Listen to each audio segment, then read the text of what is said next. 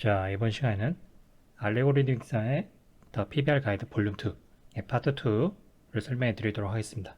이번에 이제 파트 2, 이제 볼륨 2에서는 지난 그 볼륨 1에서 그 빛과 그런 표면의 물리적인 그런 상호작용에 대해서 이론적인 설명을 이제 드렸다면, 이제 볼륨 2에서는 실질적으로 PBR에 기반해서 텍처를 제작하는 가이드에 대해서 여러분들께 설명해 드릴 겁니다. 그리고 볼륨 2에서 보면은 PBR 텍스처 제작을 위한 지침 이 내용이 담겨 있고요. 크게 나와서 메탈릭 러프니스와 스페큘러 글로시니스 이 두 가지의 텍스처 그 워크플로에 대해 설명합니다. 그래갖고 PBR이 정의를 다시 되짚어 보고요. 각 그 워크플로의 장단점과 그다음에 맵의 제작의 주요 설명들, 그다음에 두 워크플로에 공통적으로 쓰이는 그런 맵에 대한 것들도 이어서 설명이 이제 들어가겠습니다. 그래갖고 메탈릭 러프니스, 스페큘러 글로시니스라고 이제 두 가지를 이렇게 설명을 이제 드릴 건데, 둘 다 결과는 같아요. 결과는 같지만 중간에 그 들어가는 그 맵의 그 제작 과정이 조금 다릅니다. 하지만 이제 결과는 같고 둘 다 이제 물리 기반에 의해서 제작이 되기 때문에 이 두 가지 중 그 하나를 알아도 뭐 이렇게 상관없지만은 둘 다 아시는 게 좋아요. 상호적으로. 그러니까 둘 다 아시는 게 좋고, 그리고 일반적으로 많이 쓰는 게 이제 메탈릭 그 워크플로가 그 보편적으로 좀 많이 쓰입니다. 그래갖고 언리얼이나 유니티 게임 엔진에서는 이 두 가지가 쓰이고, 유니티는 그 스페큘러 워크플로우도 이제 그 쉐이드에서 바꿀 수 있어요. 그에 따라 맵을 어떻게 넣냐는 이제 그 자기가 원하는 대로 넣을 수 있고, 스페큘러 글로시니스는 후에 가서 다시 설명드리겠지만은 사용하는 데가 몇 가지 렌더러, 다른 오프라인 렌더러가 있고, 그 다음에 크라이엔진에서 사용하고 있습니다. 가지고 보시면 기본적으로 베이스 컬러, 그 기본 색상이긴 하지만 스페큘러 글로시니스는 알비도이면서 이제 디퓨저라 불리죠. 베이스 컬러가 있고, 그 다음에 그 중간에 러프니스와 글로시니스가 있죠. 요거는 표면의 미세 표면을 그 표현하는 이제 맵인데, 둘 다 반대라 보시면 됩니다. 러프니스는 말 그대로 얼마나 거치느냐, 이제 거기에 대한 거고, 글로시니스는 그 반대로 얼마나 매끄럽느냐를 그레이스케일 값 맵으로 표현한 거예요. 그 둘 다 이제 약간 결과는 똑같은데 이제 반대로 이제 적용이 된다 보시면 돼요. 그 다음에 중요한 게 메탈릭, 그 다음에 스페큘럼입니다. 이 각 두 가지 맵은 그 뭐냐 금속성의 금속성과 비금속성의 F 프레넬 제로 값을 제어하는, 그러니까 얼마나 금속성이냐 금속성이 아니냐를 텍처로 이제 하는 주요 이제 맵입니다. 그래갖고 요 이제 두세 가지가 다르고, 그 나머지 뒤에 이제 애미언트 오클루전이나 노멀 맵, 뭐 헤이트 맵 이런 것들은 둘 다 공통적으로 워크플로우에 쓰인다 보시면 됩니다. 자, PBR에 대해서 다시 한번 간단히 짚어보면요.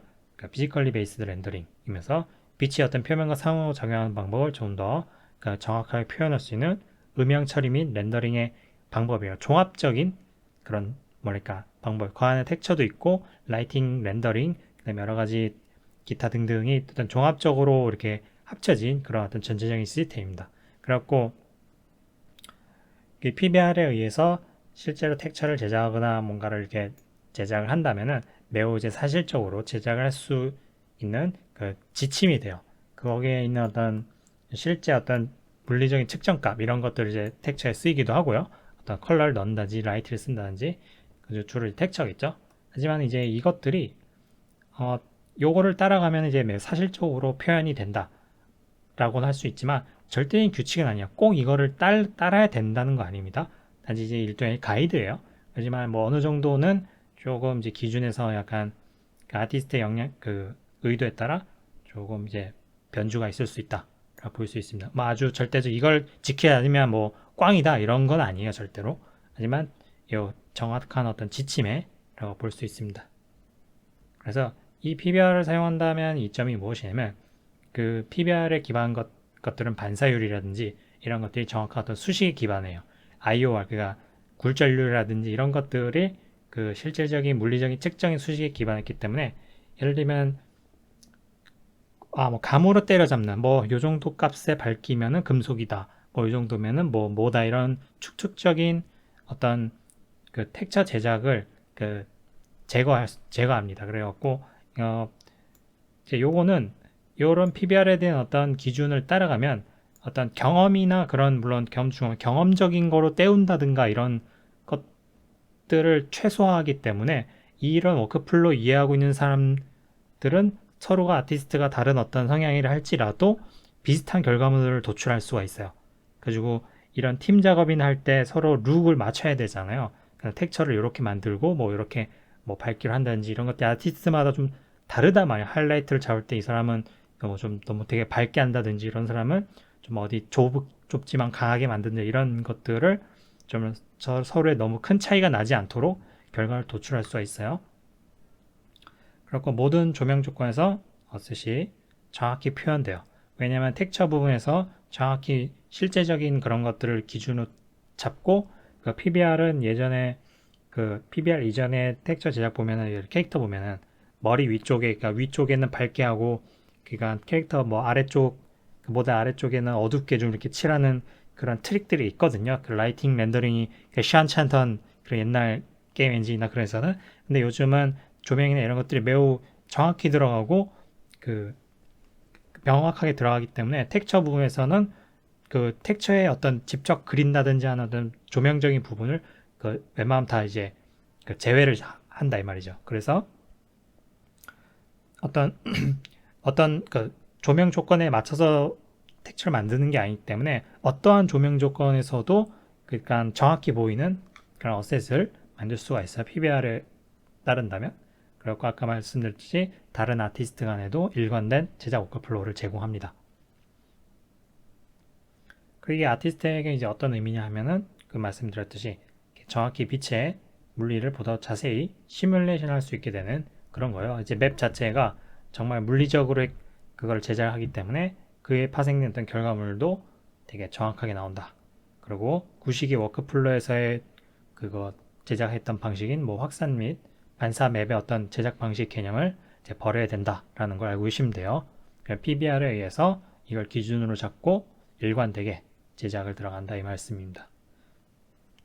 자, 메탈 러프니스 워크플로우에 대해서 이제 본격적으로 한번 얘기를 해볼게요. 기본적으로 이제 맵 3개 말씀드렸죠. 베이스 컬러와 베이스 컬러는 RGB로 이제 sRGB로 됐죠. 그리고 러프니스, 메탈릭은 둘 다 그레이스케일, 회색값, 단일 그 채널 회색값으로만 이제 제작이 됩니다. 그리고 메탈릭에 보시면은 간단해요. 메탈릭은 얼마나 금속성이 있느냐를 얘기하는 거거든요. 그래서 검은색이면 그냥 비금속, 흰색이면은 금속. 그렇게 그 아시면 돼요.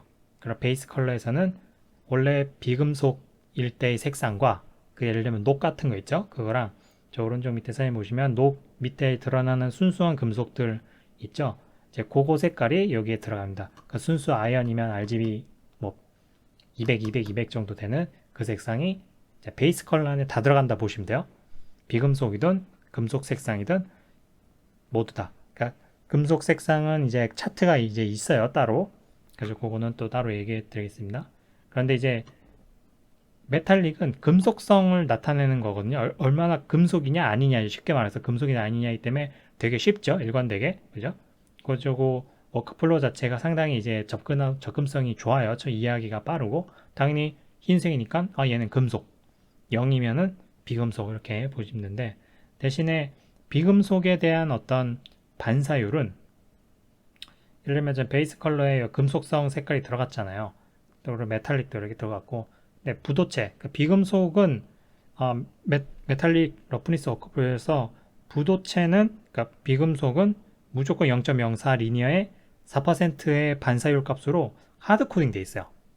그러니까 금속은 금속 그 색상 여기 색상이나 메탈릭에서 조절을 하면은 그거를 이제 반사율을 조절을 좀 할 수 있는데 비금속은 그냥 4%로 그냥 박혀 있어요. 그게 그리고 스페큘러 레벨이라는 따로 이제 조절 가능한 파라미터가 있긴 한데 대부분은 그냥 4%로 고정돼 있어요. 그게 이제 메탈 러프니스의 특징입니다. 그리고 워크플로우 여기 일반적인 부도체, 그러니까 부도체는 전기가 통하지 않는 비금속들을 얘기하는 거죠. 0.04에 요 값이 쉐이더 그 안에 그 코드로 박혀 있다 보시면 돼요. 그래갖고 이거를 이제 제어할 수 있는 이제 이렇게 IOR 값을 제어한다든지 뭐 스페큘러 레벨이 있다든지 뭐 서버스 디자이너나 서버스 페인터 그 다음에 뭐 언리얼 엔진에서 스페큘러 레벨이 있어요. 이거를 조절하게 하는데 그래도 되게 제한적이에요. 왜냐면 그레이스케일 값이라서 단일 채널밖에 없거든요. 그리고 그런 4%로 고정이 일단 박혀 있기 때문에 그냥 제한적이라 보시면 돼요. 그리고 메탈 러프니스의 이제 기본 색상을 이제 제작하는 법을 다시 설명해 드리면 뭐 아까 얘기해 드렸듯이 모든 색깔이 다 들어간다 보네요. 여기 부도체라는 데 있네. 부도체로 반사된 디퓨즈 컬러. 그러니까 녹슨 비금속. 그러니까 녹이 쓸 때부터 이제 그거는 물론 이제 금속에서 파생된 거긴 하지만 녹이 쓸었기 때문에 이제 비금속으로 간주돼요. 그래서 그것도 디퓨즈 컬러에 들어가고 지금 옆에 회색 부분, 금속 부분도 이제 디퓨즈 컬러 안에 다 같이 들어간다 보시면 돼요. 자, 이게 예시 재질을 보겠습니다. 지금 금속구에 녹이 쓸었죠? 그래서 기본 색상을 보시면 금속 색상이 들어가 있고 녹슨 컬러 이렇게 붉은 금속 철 이렇게 녹 색깔이 들어가 있죠? 둘 다 들어가 있는 거예요. 그죠? 그러니까 요거만 보면은 그러니까 우리 눈으로 볼 땐 이게 금속이고 비금속 녹이다라지만 컴퓨터 입장에서는 이 기본 색상 RGB 값 맵 하나 가지고 얘가 금속이다 아니다라는 거는 몰라요. 일단은 그러니까 색상만 다를 뿐이에요. 그래서 일단은 기본 색상의 금속 부분은 뭘 참조를 하냐면 차트가 있어요. 그 예전에 PBR 그 비금속이랑 금속의 그런 반사 색상 값이 있어요. 그래서 그 금은 이렇게 sRGB 값이 있고 일반적으로 아예 연철 순수 금속은 196에 199, 199입니다. 잘 이 값을 뭐 알고 계시면 좋겠지만 모르겠다면 200, 200 하면 웬만한 퓨어한 금속은 이걸로 다 퉁칠 수 있다. 물론 특수하게 알루미늄 운이면은 250에 가깝게 둘 다 되지만 그래서 특징이 가장 쉬운 게 금이랑 구리, 그다음 철입니다. 요 세 개만 아셔도 돼요. 그리고 요 다섯 개가 가장 큰 특징인데 철은 외우고 싶죠. 200, 200, 200으로 해도 뭐 별 차이는 안 나니까. 그래서 금속, 순수 금속은 철 값으로 이렇게 기본 색상이 들어갔다. 볼 수 있어요. 그래서 기본 색상에 이제 값들이 들어가는데 근데 여기 보면 올바름이라 되어 있는 것들 보이시죠? 너무 밝지도 않고 그렇다 너무 어둡지도 않은 색상이 올바르게 들어갔어요. 근데 여기 오른쪽에 보시면 너무 어두움 부분이 이렇게 들어갔죠? 이게 너무 시커멓게 들어가 있는 것들은 자제를 해 주셔야 돼요. 그 기본 색상값 범위가 그냥 50에서 한 250 사이 정도로 이렇게 해주시면은 적당한 그런 범위가 되겠습니다. 실제로 완전히 뭐 이렇게 진한 거는 현실 세계에서 반타블랙이라는 특수한 물질 바른 그런 것밖에 없거든요. 나머지는 정말 어두운 플라스틱, 뭐 어두운 뭐 이런 금속이나 어두운 뭐 종이라 할지라도 실제 sRGB 값을 찍어 보면은 정말 그렇게 낮지 않아요. 낮지 않고 자, 그 다음에 이제 기본 색상에는 베이스 컬러가 있고 뭐 거기에 추가된 어떤 앰비언트 오클루전이나 마이크로 오클루전 이 정도까지는 추가돼도 괜찮지만 너무 밝거나 너무 어두운 그런 그림자 표현이라든지 하이라이트 표현이라든지 그런 조명의 정보는 제외를 해주시는 게 좋습니다. 이거는 공통이에요. 그렇고 아까 얘기 드렸듯이 색상 메뉴는 비금속의 알베도 값 디퓨저랑 금속의 반사 값 아까 RGB 예, 금은동철 요걸 이제 넣어주시면 돼요. 그러니까 색상 맵 하나에 이게 가장 중요해요. 색상 맵엔 비금속과 금속의 색상을 넣는데 금속의 반사값 색상은 그거 차트를 참조로 하시면 쉽다. 그리고 베이스 컬러에는 조명 정보가 제어를 시켜야 되고 어둠은 30에서 sRGB 정도 50 sRGB 정도에 들어가면 되고 너무 낮게 하지는 않도록 그리고 순수 금속은 반사율이 높잖아요. 그래서 반사율은 70에서 100%인데 이거는 한 180에서 255 정도에 해당되는 근데 이것도 그 차트를 참조하시면 됩니다.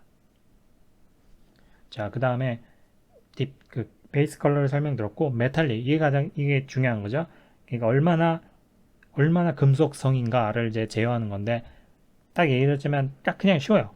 검은색은 금속이 아니고 흰색은 금속이다 라고 땡 처리하면 돼요.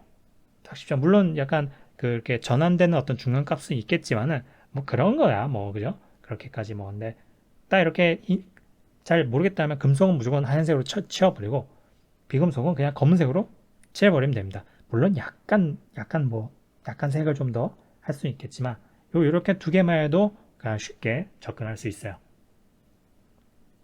이렇게 보시면 이제 부식된 부분 여기 이제 오른쪽에 보시면 순수 금속 위에 노란색의 페인트가 칠해져 있던 게 이렇게 벗겨졌죠. 그래서 여기 순수한 그 금속이 있는 부분은 하얀색으로 돼 있고 나머지 벗겨지지 않은 노란색이 있는 부분은 검은색으로 해왔고 서로 명확하게 요 영역은 비금속이다, 요 영역은 금속이다라는 거를 정확히 나눠놨어요.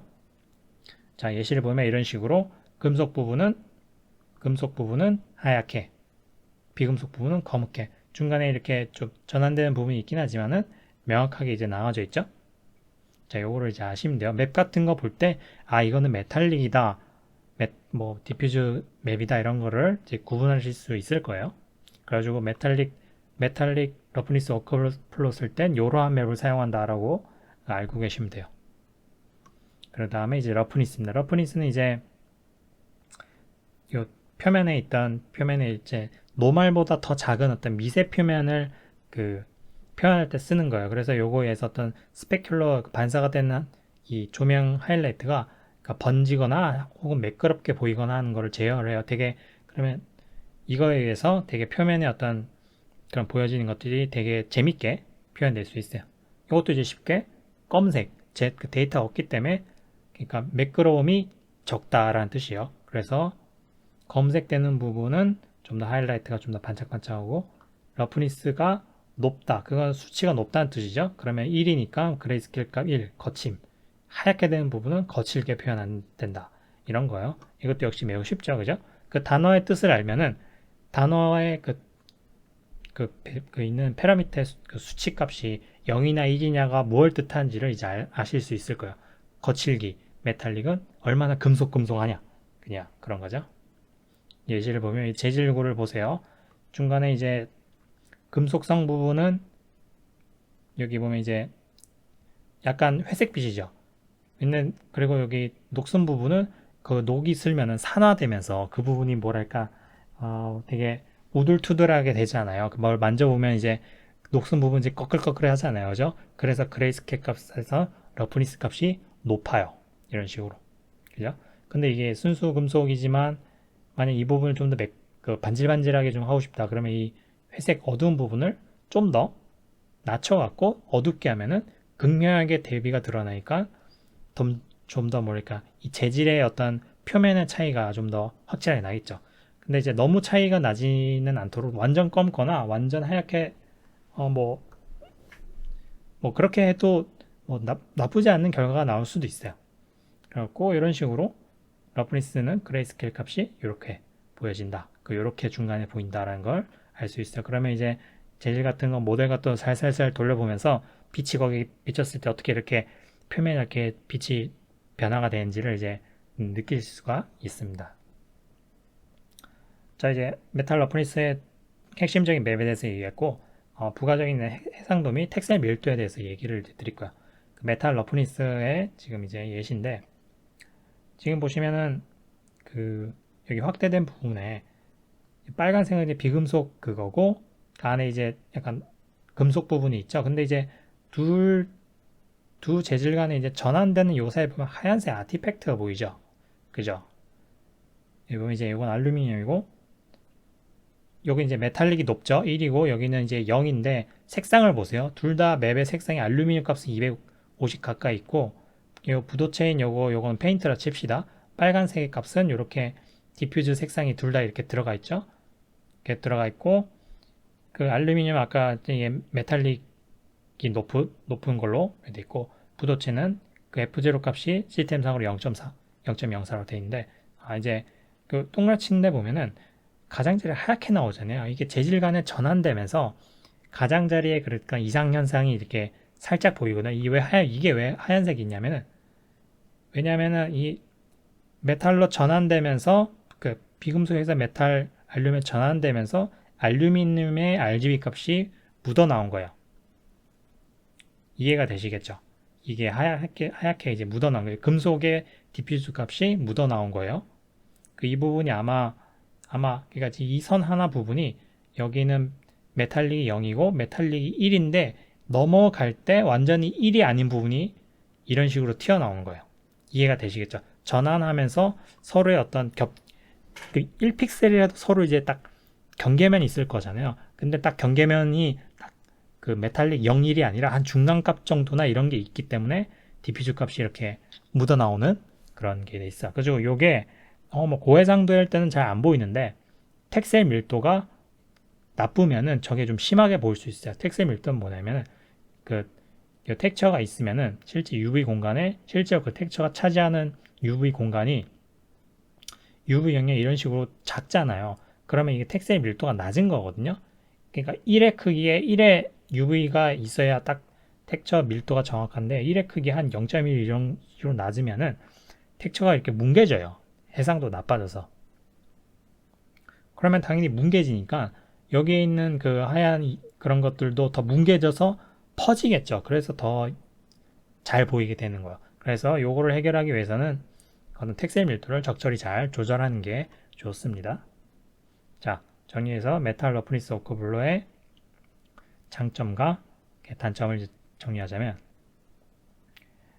비금속의 그 프레넬 제로, 그러니까 반사율 값이 그간 그 시스템적으로 박혀 있기 때문에 내가 그 비금속의 어떤 반사율 값을 텍처해서 일부러 실수를 해서 뭔가 이렇게 넣을 그런 가능성이 없어요.